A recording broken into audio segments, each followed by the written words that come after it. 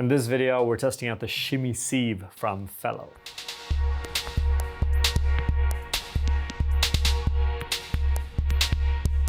Welcome, my name is Patrick Rolfe and this is Coffee with April.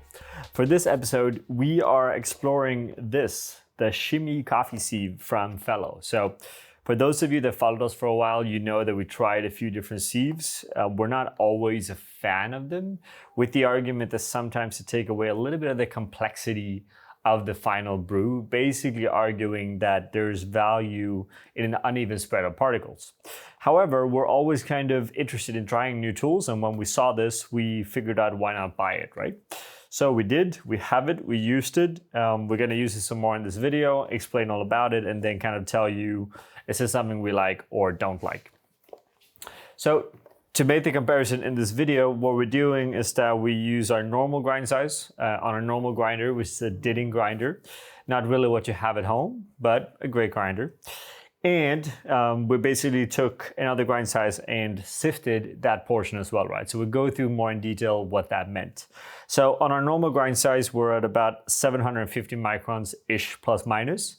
It's hard to give you an exact number, but what we do is that we measure several times, gets a range, and then we calculate more or less the average, right? For the sifted version, we went down basically half a step on the dial to compensate for the fact that we're sifting out the smaller microns. And what this sieve does is basically that it filters out anything below 200, which when you're measuring using the tool that we're using, a Lighthouse, you're basically gonna have a collection of size below 300 more or less, right? And that's what we're looking for here. So what we were trying to do also with measurements was figuring out how much of a difference does it make. So it makes a clear visual difference, as in we can see when we're using the filter that it takes away small particles. But then when we go and measure it, we don't see that much of a difference, but we're gonna get back to that later on. So basically what we have is 2 doses, 12 grams of coffee in each, 1 normal, not sifted, 1 sifted. This is sifted with 20 grams of coffee initially, then shaken for about 40 seconds. And we lost about 2 grams of the total weight before we dosed up 12 grams here, right? And the coffee that we're using is a fresh crop sample lot that we purchased from the Esmeralda farm in Panama, a natural processed geisha. So we're gonna use the April Plastic Brewer new edition. Video about that coming in the future as well. And we're gonna use our standard April brewer recipe, which is 12 grams of coffee to 200 grams of water in 2 individual pours. Now the water temperature here sits at 90 degrees Celsius, so a little bit lower than what we're used to, which is something that we often do when we work with delicate coffees as this. So we tried several lots from Esmeralda this year pretty much, and what we opted for was something a little bit cleaner in the expression. We feel in general that a lot of these farms are going really, really funky, clearly because there is a demand for it. So we find that often we had to kind of search for something a little bit cleaner, but we're happy that we found it. So we let this rest until 35 seconds, and then we do a second pour. It's a 40 gram circle, 60 gram center, all within 10 seconds. This actually smells amazing. So interestingly on the sifted version, like naturally the micron size is gonna be lower, right? We grinded this on a lower or a smaller grind size, which means we're gonna get a smaller micron. But what's interesting then is that we're down from roughly 740, 750 to about 60-40, right? So almost 100 microns lower pretty much here, right? But then again, what we're looking at here is a constellation more so than the actual micron size. So what we're gonna do now is we're gonna allow both of these coffees to drain through. We're gonna taste them, evaluate them side by side, and then come back to you with a little bit more insight in what we think in terms of taste.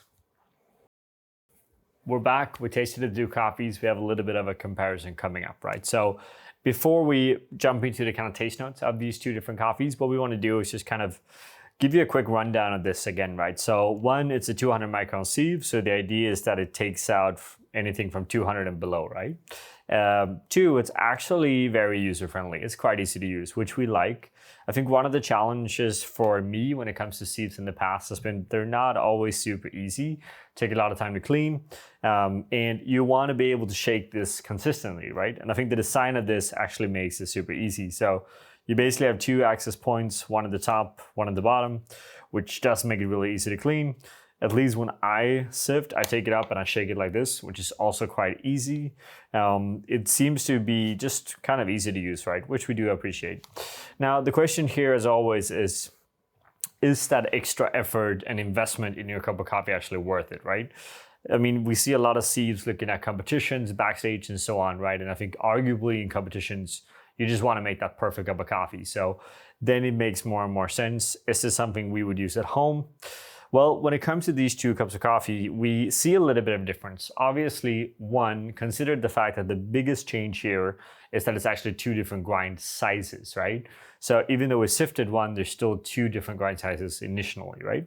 Which means that one of the brews is definitely moving a bit slower, which is the finer grind. We have about 25 difference in total extraction time, and we're ending up just above 3 minutes basically, right? In general, both coffees taste really good, but it only comes to show that the green coffee that we're using is quite exceptional, right? So the Esmeralda geishas are famous for being some of the best in the world, and that's kind of what we're tasting here, right? But moving on, what's interesting here is that I perceive a little bit more juiciness, a little bit more acidity in the cup that is actually sifted, right? Which is kind of why we do it. The argument is that the smaller particles is maybe creating a little bit of this kind of grainy, dusty mouthfeel, right? That being said, the first cup is tasting really good. It's tasting a little bit sweeter, a little bit rounder. So it kind of comes down to what is your preference here, right? We should say for the sake of this argument that we are using a Ditting grinder, which is producing a very small amount of fines initially. So we're assuming working with an EK or any other kind of grinder, that you will get a much, much different result from the sifted versus unsifted, right? So that's definitely something to take into consideration as well. That being said, in general, we think this is an interesting little tool. We're happy to use it. Definitely would consider bringing it to a competition, maybe not so much for open service, but when it comes to compulsory service, it's really interesting to try to kind of set yourself apart. And that's where a tool like this could actually be really helpful. So overall, we're kind of happy with it. We want to hear from you guys. I'm sure some of you have already used this. I'm sure some of you use the Crew that we've done previous videos on as well, or other kind of sifting tools, right? Are you guys sifting? Are you not? What's good? What's not good? As always, we're going to take this conversation on Patreon as well, so make sure you tune in there. And with that, we just want to thank you for taking the time and watch, and have a good day. We want to give a special thank you to all of our Patreon supporters. It's because of you that we are able to continue to make these videos. And we want you all to feel free to always come with suggestions and ideas on the content that you want to see, because we are doing this for you and because of you. Thank you from all of us here at April.